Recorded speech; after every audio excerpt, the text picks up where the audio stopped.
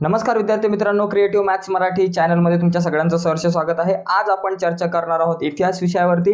इयत्ता 10वीचं इतिहासाचं पहिलं प्रकरण ज्याचं नाव आहे इतिहास लेखन पाश्चात्य परंपरा, या प्रकरणावरती चर्चा करायची। म्हणजे इतिहास लेखनाच्या संदर्भातून पाश्चात्य विचार जे आहेत, युरोपीय विचार जे आहेत किंवा भारताबाहेर विचारवंतांनी कशा प्रकारचे विचार केले आणि इतिहास लेखनाची कशी परंपरा, पाश्चात्य परंपरा अस्तित्वात होती किंवा आहे, त्यावरती आपल्याला चर्चा करायची आहे। या प्रकरणामध्ये जास्तीत जास्त 4 मुद्दे खूप महत्त्वाचे आहेत। पहिला मुद्दा आहे 1.1 ज्यामध्ये इतिहास लेखनाच्या परंपरा कोणत्या होत्या, त्याचबरोबर आधुनिक इतिहास लेखन कसं आहे, त्यानंतर युरोपमधील वैज्ञानिक दृष्टिकोनाचा विकास कसा झाला इतिहासाच्या दृष्टीने, आणि चौथा मुद्दा महत्त्वाचे विचारवंत जे आहेत त्यावरती चर्चा करायची। ओके, पुस्तक आहे माझ्याकडे तर त्यामधून आपण चर्चा करूयात इतिहासावरती। हे पहा, सगळ्यात महत्त्वाची पहिली गोष्ट की गतकाळात घडून गेलेल्या घटनांची क्रमशः संगती लावून त्याचे आकलन करून घेणे या उद्दिष्टाने इतिहासाचे संशोधन, लेखन आणि अभ्यास केला जातो। ही एक अखंडितपणे चालणारी प्रक्रिया आहे। इतिहास जी आहे ना ती अखंडितपणे चालणारी प्रक्रिया आहे। आजचा वर्तमान काळ उद्याचा इतिहास होणार आहे। आजचा वर्तमान म्हणजे उद्याचा भूतकाळ, म्हणजे तो उद्याचा इतिहास होणार आहे। म्हणजे इतिहास जी आहे ना ही निरंतर चालणारी एक प्रक्रिया आहे। ओके, म्हणजे गतकाळामध्ये भूतकाळामध्ये ज्या काही घटना घडून गेलेल्या आहेत आतापर्यंत जर आपण पाहिलं, भूतकाळात ज्या ज्या घटना घडून गेलेल्या आहेत त्या घटनांची एक संगती लावली जाते, क्रमशः क्रमानुसार एक संगती लावली जाते आणि ती संगती लावून तिचं आकलन केलं जातं, विचार केला जातो आणि आकलन करण्याच्या दृष्टिकोनातून संशोधन केलं जातं, लेखन केलं जातं आणि त्याचा अभ्यास केला जातो आणि ही अनंत भर चालणारी प्रक्रिया आहे।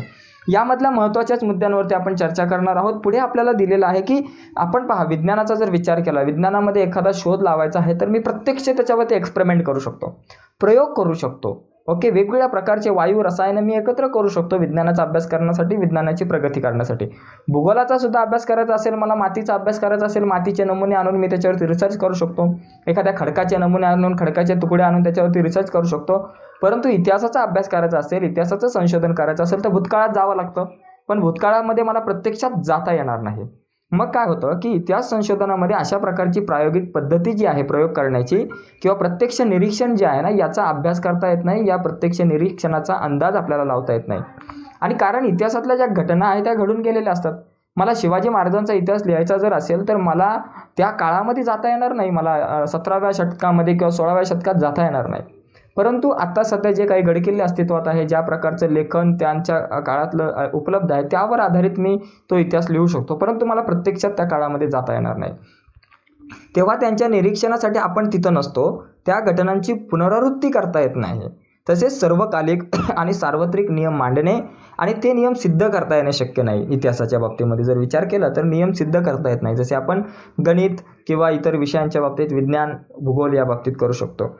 आता सर्वप्रथम जर का एखादा इतिहास मला लिहायचा आहे, एखाद्या विषयाचा इतिहास लिहायचा आहे, तर सर्वप्रथम ऐतिहासिक दस्तऐवज लिहिण्यासाठी ज्या भाषेचा किंवा लिपीचा अभ्यास केला गेलेला आहे, समजा तुम्हाला एखादा इतिहासाचा ताम्रपट सापडलेला आहे ज्याच्यावरती एखाद्या भाषेमध्ये, एखाद्या लिपीमध्ये लेख लिहिला गेलेला आहे, एखाद्या राजाच्या काळामधला किंवा एखादा मोठा शिलालेख सापडलेला आहे, त्याच्यावरती काहीतरी लिहिलं आहे, पण ते काय लिहिलं आहे हे एखाद्या इतिहासकाराला नाही समजणार, तर ते जाणकार लोक लागतात। कुठली लोक लागतात की ज्या भाषेचा आणि लिपीचा वापर केला गेला असेल त्या ताम्रपटावरती किंवा त्या ऐतिहासिक दस्तऐवजावरती त्याचे वाचन करण्यासाठी आणि त्याचा अर्थ समजण्यासाठी ती भाषा आणि लिपी जाणणाऱ्या व्यक्तींची आवश्यकता असते। त्यानंतर अक्षरवटिका म्हणजे अक्षराचं वळण, लेखनाची भाषाशैली कुठली आहे, वापरलेल्या कागदाच्या निर्मितीचा काळ कुठला आहे आणि त्या कागदाचा प्रकार कुठला आहे, अधिकारदर्शक मुद्रा यांसारख्या वेगवेगळ्या जाणकारांची गरज असते। एक इतिहास लिहिताना अनेक वेगळ्या प्रकारच्या जाणकारांची गरज आपल्याला तिथं असते आणि त्या जाणकार जे आहे ते जाणकार रिसर्च करून, अभ्यास करून तो जो इतिहास जो आहे तो विश्वासदर्शक आहे की नाही, तो जो पुरावा आहे किंवा तो शिलालेख मिळालेला आहे किंवा ते लेखन मिळालेलं आहे, तो दस्तऐवज जो मिळालेला आहे तो खरा आहे की खोटा आहे हे जाणून घेऊ शकतात हे सगळे जाणकार। आणखी दुसरा मुद्दा जर आपण पाहिला इतिहासाचा, तर दुसरी गोष्ट, इतिहास संशोधनासाठी, इतिहासाचं संशोधन करण्यासाठी वेगवेगळ्या ज्ञानशाखांची मदत होते। त्या ज्ञानशाखा कोणत्या, तर सगळी आहे पुरातत्व, अभिलेखाकार आहे, त्यानंतर हस्तलिखितांचा अभ्यास करणारी ज्ञानशाखा आहे, पुराभिलेख ही एक ज्ञानशाखा उपलब्ध आहे, अक्षरवटिकाशास्त्र जी भाषा लिहिलेली आहे, जी लिपी सापडलेली आहे त्या दृष्टिकोनातून अभ्यास करणारी आहे, त्याचबरोबर भाषा रचनाशास्त्र, नाणकशास्त्र, वंशावळीचा अभ्यास इत्यादी ज्ञानशाखा आहेत। या सगळ्या ज्ञानशाखांचा अभ्यास इतिहासाचा अभ्यास करत असताना, इतिहास लेखन करत असताना होत असतो। आता इतिहास लेखनाची जी परंपरा आहे, जुन्या काळाचा जर आपण विचार केला, पूर्वीच्या काळातला जो काही इतिहास आहे, ज्या काळामध्ये लेखन कला अवगत नव्हती, त्या काळामध्ये इतिहास कसा पोचवला जायचा? जी मागची पिढी आहे त्या पिढीचे विचार किंवा त्या पिढीच्या काही गोष्टी आहेत, कहाण्या आहेत, त्या पुढच्या पिढीपर्यंत पोहोचवण्यासाठी काही गोष्टी असायच्या, स्टोरी असायच्या, मौखिक स्वरूपाच्या दृष्टिकोनातून त्या पोहोचवल्या जायच्या किंवा गुहामध्ये घरामध्ये चित्र काढली जायची, त्या चित्रांच्या माध्यमातून तो इतिहास एका पिढीकडून दुसऱ्या पिढीकडे जात असायचा. आजही जर आपण पाहिलं तर वेगवेगळ्या प्रकारच्या गुहांमध्ये तुम्हाला चित्र काढलेली दिसतात. तैलचित्र आहे, वेगवेगळ्या प्रकारची चित्र त्या काळामध्ये काढलेली दिसतात, ज्या काळामध्ये लिपी अस्तित्वात नव्हती. तर आज त्या चित्रांचा अभ्यास करून, त्या चित्रांवरती रिसर्च करून आज इतिहास लिहिला जातो. ओके, तर आता आपण आधुनिक इतिहास लेखनाकडे जर वळायचा विचार केला, आधुनिक इतिहास लेखन म्हणजे काय? तर आधुनिक इतिहास लेखनाची 4 वैशिष्ट्ये आहेत. इतिहास जो आहे तो असा डायरेक्ट गोष्टींच्या, पूर्वीच्या काळामध्ये सारख्या गोष्टींच्या, कहाण्यांच्या स्वरूपामध्ये नाही लिहिला जात, त्याचा आधार नाही घेतला जात. इतिहासाला पुरावा लागतो. तर या पुराव्याच्या दृष्टीने जर विचार केला तर आधुनिक इतिहास लेखनाच्या काही पद्धती आहेत. त्याच्यातली पहिली पद्धत आहे आधुनिक इतिहास लेखनाची जी पद्धत आहे तिची वैशिष्ट्य आहेत. पहिलं वैशिष्ट्य आहे, ही पद्धती जी आहे ती शास्त्रशुद्ध आहे. तिची सुरुवात योग्य प्रश्नांची मांडणी करण्यापासून होते. ही पद्धत शास्त्रीय, सायंटिफिक दृष्ट्या एकदम परफेक्ट आहे. शास्त्रीय दृष्टिकोनातून आज इतिहासाचा अभ्यास केला जातो आणि ही जी पद्धत जी आहे, या इतिहासाची मांडणी योग्य प्रश्न विचारून केली जाते. ओके, पहिला मुद्दा शास्त्रशुद्ध आहे आणि योग्य प्रश्न विचारून ही इतिहासाची मांडणी केली जाते. दुसरा मुद्दा, हे जे प्रश्न आहेत ते मानव केंद्रीय असतात. मानवाला केंद्रस्थानी धरून ते प्रश्न विचारले जातात. म्हणजे भूतकाळातील विविध मानवी समाजाच्या सदस्यांनी विशिष्ट कालावधीत केलेल्या कृतीसंबंधी असतात. म्हणजे माणसाने जी काही कृती केलेली आहे विशिष्ट कालावधीमध्ये, ज्या काळाचा आपल्याला इतिहास लिहायचा आहे, त्या काळात मानवाने ज्या काही कृती केलेल्या आहेत, त्यामुळे हे प्रश्न मानवी केंद्रित असतात. आणि त्याचबरोबर इतिहासात त्या कृतींचा दैवी घटना, मानवाने ज्या इतिहासात कृती केलेल्या आहेत त्या कृतींचा दैवी घटना आणि देवदेवतांच्या कथा कहाण्या यांच्याशी त्या कृतींचा संबंध कधीच जोडला जात नाही.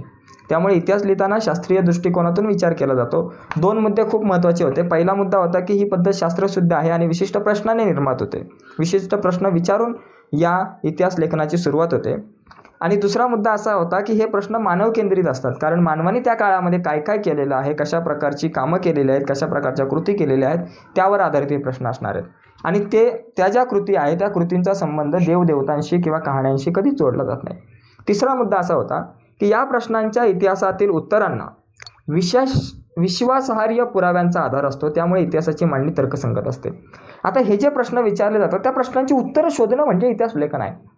पण ही उत्तरं शोधत असताना त्या उत्तरांना पुरावा पाहिजे, आणि तो पुरावा जो आहे तो विश्वासदर्शक पुरावा असेल ना तर तो इतिहास खरा मानला जातो. त्याच्यामुळे या पुराव्यांना, या प्रश्नांची जी उत्तरं असेल त्या उत्तरांना एक पुरावा पाहिजे, तो विश्वासदर्शक पुरावा असेल.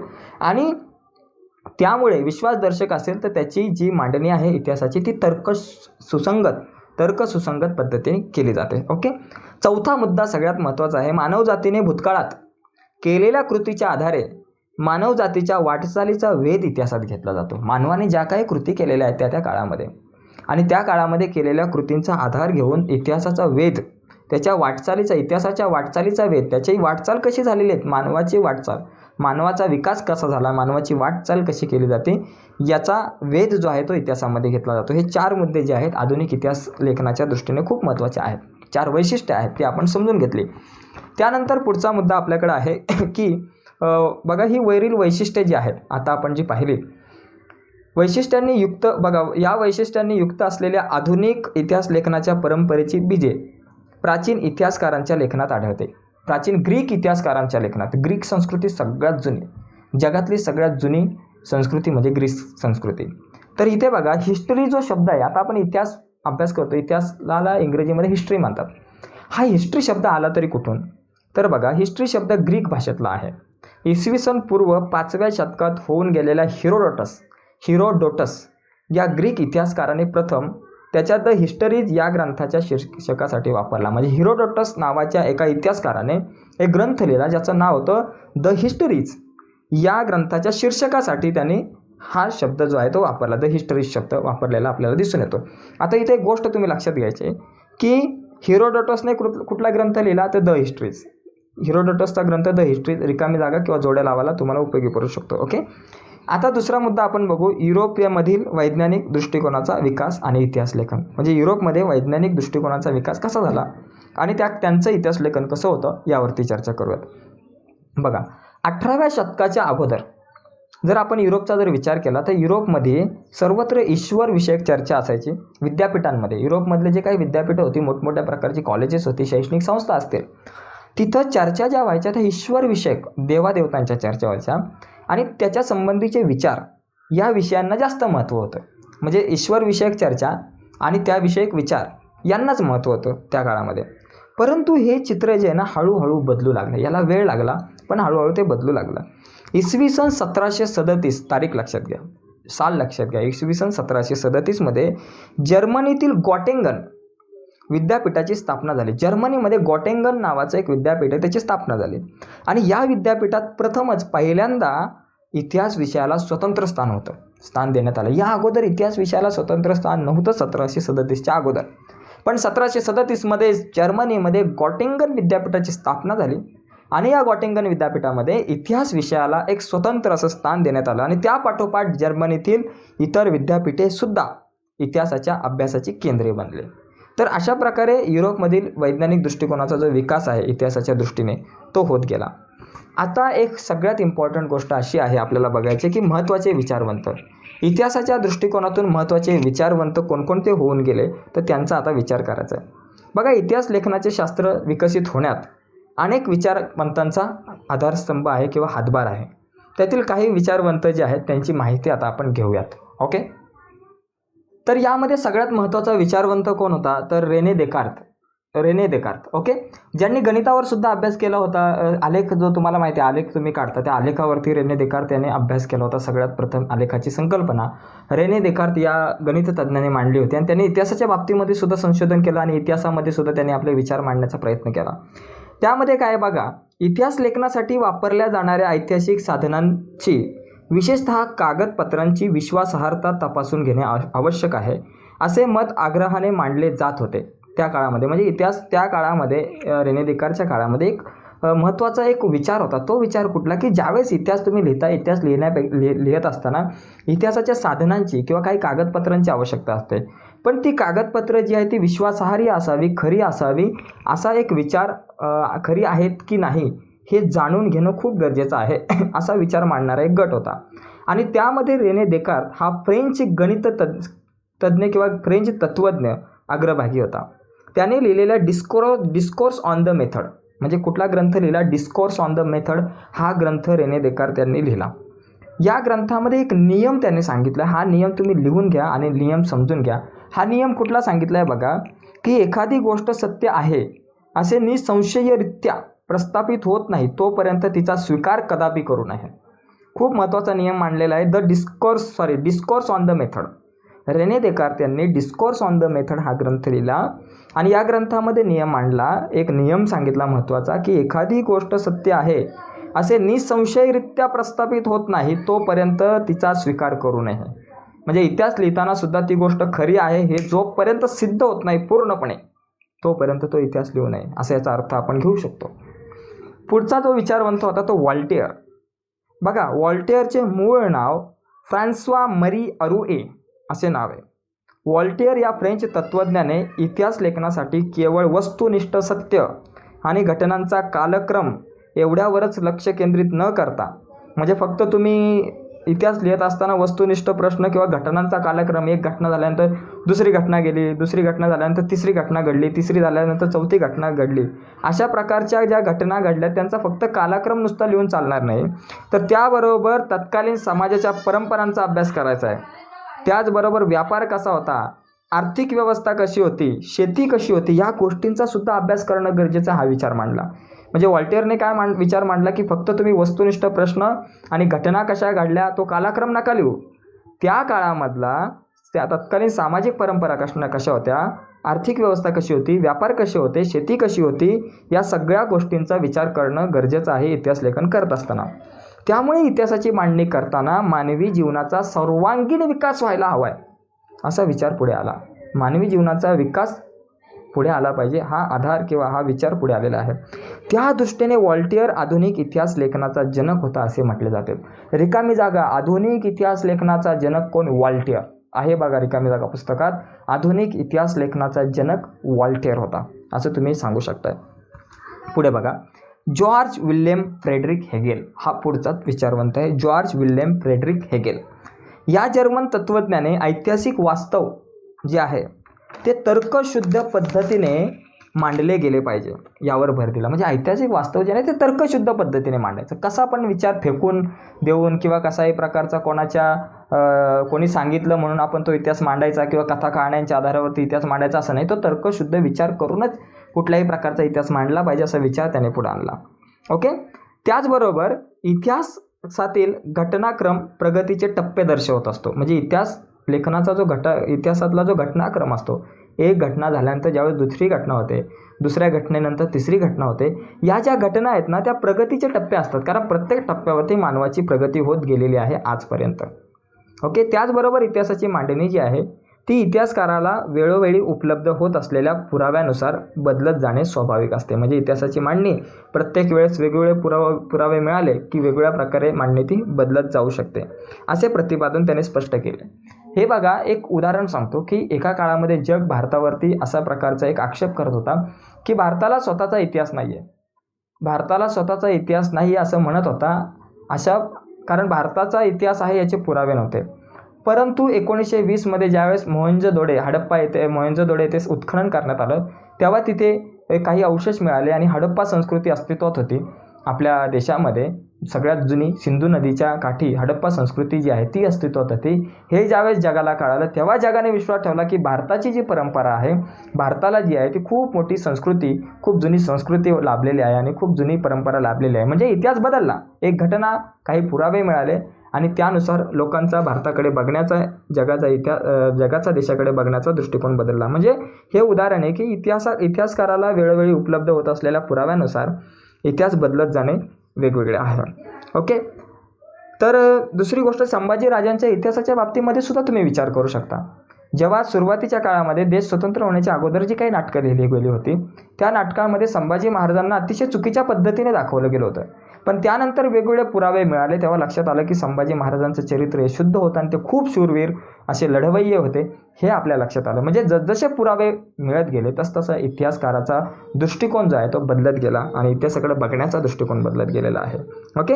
त्याच्या विवेचनामुळे म्हणजे जॉर्ज विल्यम फ्रेडरिकने जे हे विवेचन केलं त्याच्या विवेचनामुळे इतिहासाच्या अभ्यास पद्धती विज्ञानाच्या पद्धतीपेक्षा वेगळ्या असल्या तरी त्या कमी प्रतीच्या नाही आहेत. म्हणजे इतिहासाच्या अभ्यास पद्धती विज्ञानाच्या अभ्यास पद्धतीपेक्षा वेगळ्या आहेत. ओके. कारण विज्ञानाचा प्रत्यक्ष अभ्यास करू शकतो, इतिहासाचा अप्रत्यक्ष करावा लागतो. ओके. आता बघा, यांनी जे ग्रंथ लिहिला एन्सायक्लोपीडिया ऑफ फिलॉसॉफिकल सायन्सेस या ग्रंथामध्ये त्याची व्याख्याने आणि लेख यांचे संकलन आहे.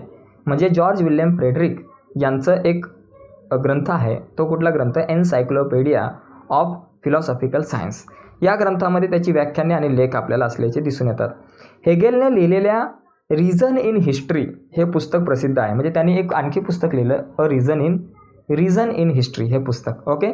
म्हणजे याच्या संदर्भात 2 ग्रंथ आहेत. जर जॉर्ज विल्यम फ्रेडरिक हेगेल याचं नाव आलं तर 2 ग्रंथ येऊ शकतात. एक आहे एन्सायक्लोपीडिया ऑफ फिलॉसॉफिकल सायन्सेस आणि दुसरा ग्रंथ कुठला होता तर रिझन इन हिस्ट्री. ओके. आता दुसरा एक तत्त्वज्ञ होता लिओपोल्ड व्हॉन रांके आपण नुसतं म्हणू शकतो. 19व्या शतकातील इतिहास लेखनाच्या पद्धतीवर प्रामुख्याने बर्लिन विद्यापीठातील लिओपोल्ड व्हॉन रांके याच्या विचाराचा प्रभाव होता बरं का. म्हणजे 19व्या शतकातील इतिहासावरती रांकेचा प्रभाव खूप होता त्या काळामध्ये. त्याने इतिहास संशोधनाची चिकित्सक पद्धती कशी असावी सांगितली. म्हणजे इतिहास संशोधनाची पद्धती नेमकी कशी असली पाहिजे यावर विश्लेषण रांके यांनी केलं. ओके. तसेच ऐतिहासिक घटनांशी संबंधित असलेल्या सर्व प्रकारची जी कागदपत्रे, म्हणजे इतिहासाची घटना लिहित असताना जी काही कागदपत्रांचा आपण वापर करतो किंवा दस्तऐवजांचा वापर करतो या सगळ्यांचा कसून शोध घ्यायचा आहे. इतिहास लिहित असताना जे कागदपत्र वापरणार, जे दस्तऐवज वापरणार याचा एकदम कसून शोध घेतला पाहिजे. ओके. अशा पद्धतीने ऐतिहासिक सत्यापर्यंत पोहोचता येणे शक्य आहे असा विश्वास त्याने व्यक्त केला. इतिहास लेखनातील काल्पनिकतेवर त्याने टीका केली. म्हणजे इतिहास लेखनामध्ये काल्पनिक भाग नकोय, आपल्या कल्पनेचा भाग इतिहासामध्ये टाकला नाही पाहिजे, स्टोऱ्या टाकल्या नाही पाहिजे, कहाण्या टाकल्या नाही पाहिजे, याला रांके यांनी विरोध केला कल्पनिकतेवरती. The theory and practice of history आणि the secret of world history या ग्रंथामध्ये त्याचे विविध लेख आपल्याला आढळतात. विविध लेख जे आहे त्यांचे संकलन केले गेलेले आहे. म्हणजे रांके यांचे 2 ग्रंथ आहेत. पहिला आहे the theory and practice of history आणि दुसरा आहे the secret of world history. हे 2 ग्रंथ जे आहेत रांके यांचे. रिकामी जागा किंवा जोड्या लावायला आपल्याला दिसू शकतात. त्यानंतर कार्ल मार्क्स हा खूप मोठा विचारवंत त्या काळामध्ये होऊन गेला. त्यांनी बघा 19व्या शतकाच्या उत्तरार्धात शेवटी कार्ल मार्क्स याने मांडलेल्या सिद्धांतामुळे इतिहासाच्या दृष्टिकोनात महत्त्वाचा बदल घडून आणणारी वैचारिक क्रांती घडली. म्हणजे कार्ल मार्क्स यांनी 19व्या शतकामध्ये एक असा विचार मांडला की त्यामुळे इतिहासाच्या विचारामध्ये एक खूप क्रांती घडून आली. बघा, इतिहास अमूर्त कल्पनांचा नसून जिवंत माणसांचा असतो. इतिहास कल्पनांचा नाही आहे, अमूर्त गोष्टींचा नाही आहे, तो माणसांचा इतिहास आहे, जिवंत माणसांचा इतिहास आहे. माणसांमधील नातेसंबंध त्यांच्या मूलभूत गरजा भागवण्यासाठी उपलब्ध असलेल्या उत्पादन साधनांच्या स्वरूपावर व मालकीवर अवलंबून असतात. बरं का, माणसामधील जे नातेसंबंध असतात ना, ते कशावरती अवलंबून असतात की त्यांच्या मूलभूत गरजा भागवण्यासाठी उपलब्ध असलेल्या उत्पादनाच्या साधनांच्या स्वरूपावर व मालकी हक्कावर अवलंबून असतात. आणि याच्यानंतर सगळ्यात महत्त्वाचा मुद्दा मांडलेला आहे कार्ल मार्क्स यांनी. तो कुठला होता की समाजातील वेगवेगळ्या घटकांना ही साधने समप्रमाणात उपलब्ध होत नाही. बघा, वेगवेगळ्या प्रकारची साधने जी असतात, आजही पहा, वेगवेगळ्या प्रकारची साधने असेल, घर असेल, पैसा असेल, गाडी असेल, बंगला असेल, ही जी आहे ना, प्रत्येक माणसातील समाजातील वेगवेगळ्या घटकांना ही साधने सारख्या प्रमाणात नाही मिळत आपल्याला. ओके, त्यामुळे काय होतं, त्यातून समाजाची वर्गावर आधारित विभागणी होते. एक वर्ग मोठा होतो आणि एक वर्ग छोटा होतो. ओके, आणि त्यामधून वर्ग संघर्ष निर्माण होतात. आणि मानवी इतिहास जो आहे ना, तो अशा वर्ग संघर्षाचा इतिहास आहे. आणि ही गोष्ट खरी आहे. ज्या वर्गाच्या ताब्यात उत्पादन साधने असतात तो इतर वर्गाचे आर्थिक शोषण करतो, अशी मांडणी त्याने केली. आणि त्याचा दास कॅपिटल हा ग्रंथ अतिशय प्रसिद्ध आहे. दास कॅपिटल म्हणजे कार्ल मार्क्स यांनी कुठला ग्रंथ लिहिला तर दास कॅपिटल, लक्षात ठेवा. हे झाले महत्त्वाचे विचारवंत. या विचारवंतांनंतर एक महत्त्वाची गोष्ट आहे ॲनॅल्स प्रणाली, यावरती चर्चा करायची. यावरती टिप लिहा वगैरे येऊ शकते. ॲनॅल्स प्रणाली म्हणजे काय तर 20व्या शतकाच्या सुरुवातीस फ्रान्समध्ये ॲनॅल्स नावाने ओळखली जाणारी इतिहास लेखनाची परंपरा किंवा प्रणाली उदयास आली. कुठे? फ्रान्समध्ये ॲनॅल्स प्रणाली जी आहे, एक नवीन प्रणाली ॲनॅल्स प्रणाली अस्तित्वात आली. बरं का, विचार किंवा उदयास आले.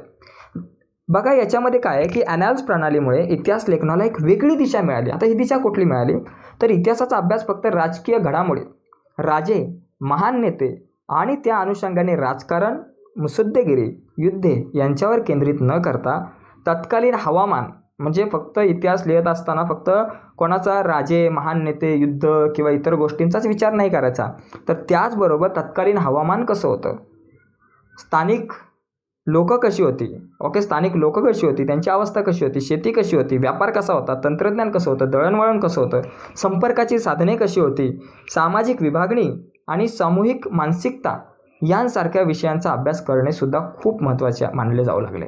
ओके, उदाहरणार्थ मोगलांचा इतिहास लिहायला गेला किंवा शिवाजी महाराजांच्या काळाच्या अगोदरचा जर भारताचा इतिहास लिहायला गेला तर त्या इतिहासामध्ये आपण असं नाही लिहिणार की भारतामध्ये परकीय लोकांनी आक्रमण केलं आणि परकीय लोकांची सत्ता भारतामध्ये होती, मोगलांची सत्ता होती, किंवा मोगलांची सत्ता भारतात होती आणि त्यांनी काय काय कामं केली एवढंच नाही सांगता येणार, किंवा कशा प्रकारच्या लढाया केल्या, कुठल्या लढाया जिंकल्या एवढं नाही सांगता येणार. तर त्या काळामध्ये ज्यावेळेस त्याचं राज्य आपल्या देशावरती होतं, भारत देशावरती होतं, त्यावेळेस इथल्या लोकांच्या कुठल्या हाल अपेष्टा होत्या, इथली लोक कशा प्रकारची शेती करत होती, हवामान कसं होतं, इथल्या लोकांचे समस्या कुठल्या होत्या, याचा सुद्धा विचार इतिहासात करायला हवा आहे. तर ही प्रणाली जी आहे ती ॲनॅल्स प्रणाली आहे. ओके, तर त्याचबरोबर सामाजिक विभागणी आणि समूहाची जी मानसिकता कशी होती यांचा अभ्यास करणं महत्त्वाचं आहे, हे सांगण्यात आलं. ॲनॅल्स प्रणाली सुरू करण्याचे आणि तिचा विकास करण्याचे श्रेय पूर्णपणे फ्रेंच इतिहासकारांना देण्यात येते. आता यानंतर सगळ्यात महत्त्वाचा पुढचा मुद्दा स्त्रीवादी इतिहास, स्त्रियांच्या बाबतीमध्ये लिहिला गेलेला इतिहास. ओके, स्त्रीवादी इतिहास लेखन म्हणजे स्त्रियांच्या दृष्टिकोनातून केलेली इतिहासाची मांडणी, ओके, किंवा इतिहासाची पुनर्रचना. सीमा द बोव्हा या फ्रेंच विदुषीने स्त्रीवादाची मूलभूत भूमिका सिद्ध केली. स्त्रीवादी इतिहास लेखनामध्ये स्त्रियांचा अंतर्भाव करण्याबरोबर इतिहास लेखनाच्या क्षेत्रातील पुरुषप्रधान दृष्टिकोनाचा पुनर्विचार करण्यावर भर दिला. म्हणजे स्त्रीवादी दृष्टिकोनामध्ये पुरुषप्रधान इतिहासाचा पुनर्विचार करण्याचा एक महत्त्वाचा भर दिला. त्यानंतर स्त्रियांच्या आयुष्याशी निगडीत नोकरी, रोजगार, ट्रेड युनियन यांच्यासाठी काम करणाऱ्या संस्था, स्त्रियांचे कौटुंबिक आयुष्य यांसारख्या विविध पैलूंचा सविस्तर विचार करणारे एक संशोधन सुरू झाले. ओके. त्यानंतर स्त्री हा एक स्वतंत्र सामाजिक वर्ग मानून इतिहास लिहिण्यावरती भर दिला गेलेला आपल्याला दिसतो. म्हणजे इतिहासामध्ये स्त्रियांना स्थान मिळत गेलं. आजही भारतामध्ये सुद्धा बऱ्याचशा स्त्रिया आज इतिहास लिखतात. ताराबाई शिंदे यांचा स्त्री पुरुष तुलना हा ग्रंथ असेल, किंवा बहिणाबाई चौधरी यांच्या कविता असतील, आणि किंवा दुर्गा भागवत असतील, यांसारख्या लेखिका आज आपल्या देशामध्ये सुद्धा आहेत. लेखिका, कवयित्री आहेत खूप मोठ्या मोठ्या. त्यामुळे स्त्रीवादी इतिहासाला खूप मोठ्या प्रमाणामध्ये चालना मिळाली. आज स्त्रियांवर आधारित, स्त्रियांच्या समस्यांवर आधारित वेगवेगळ्या प्रकारची पुस्तके आज आपल्याला पाहायला मिळतात, बाजारामध्ये उपलब्ध मिळतात. तर हे झालं स्त्रीवादी लेखन. त्यानंतर शेवटचा मुद्दा आहे मायकल फुको. बघा, 20व्या शतकातील फ्रेंच इतिहासकार मायकल फुको यांच्या लेखनातून इतिहासाची एक नवी संकल्पना पुढे आली. आता कुठली संकल्पना? त्यांच्या आर्किओलॉजी ऑफ नॉलेज या ग्रंथामध्ये त्याने इतिहासाची कालानुक्रम अखंड मांडणी करण्याची पद्धत चुकीची आहे. म्हणजे इतिहास लिहिताना नुसती कालानुक्रम अखंडित मांडणीच नाही करायची, ही पद्धत चुकीची आहे. पुरातत्वामध्ये अंतिम सत्यापर्यंत पोहोचणे हे उद्दिष्ट नसून भूतकाळातील स्थित्यांतराचे स्पष्टीकरण देण्याचा प्रयत्न असतो, याकडे त्याने लक्ष वेधले. म्हणजे त्याने काय केलं? लक्ष वेधलं. कशाकडे लक्ष वेधलं? की भूतकाळामध्ये जे स्थित्यांतर झालं त्याचं स्पष्टीकरण करणं गरजेचं आहे. जे काही बदल भूतकाळामध्ये होत गेले मानवी जीवनामध्ये किंवा इतिहासामध्ये, त्या बदलाचं तुम्ही विश्लेषण करा, त्या बदलाचं स्पष्टीकरण करा. हे खूप महत्त्वाचं आहे इतिहासामध्ये. याकडे मायकल फुको यांनी लक्ष वेधित केले. फुको यांनी इतिहासातील स्थित्यांतराचे स्पष्टीकरण देण्यावर भर दिला. म्हणून त्याने या पद्धतीला ज्ञानाचे पुरातत्व असे म्हटले. ज्ञानाचे पुरातत्व असे म्हटलेले आहे. ओके. आता पुढे बघा, इतिहासकारांनी पूर्वी विचारात न घेतलेल्या मनोविकृती, वैद्यकशास्त्र, तुरुंगा व्यवस्था यांसारख्या विषयाचा त्याने इतिहासाच्या दृष्टिकोनातून विचार केला. म्हणजे वेगवेगळ्या विषयाचा इतिहासाच्या दृष्टिकोनातून विचार केला जातो. आज तुम्ही गणिताचा विचारसुद्धा ऐतिहासिक दृष्टीने जर केला, गणिताचा इतिहास लिहा, शून्याचा इतिहास लिहा, शून्याचा शोध कोणी लागला, शून्याच्या अगोदर कुठल्या संख्या अस्तित्वात होत्या, शून्याचा शोध, पायच्या शोधाची संकल्पना, मग इतिहासात जावं लागतं. ओके. गणितावरती कुठकुठल्या भारतीय गणिततज्ञांनी काम केलं जातं, इतिहासात जावं लागतं. त्यांचा इतिहास वेगळा लिहिला जातो. अर्थशास्त्राचा इतिहास वेगळा लिहिला जातो. ओके.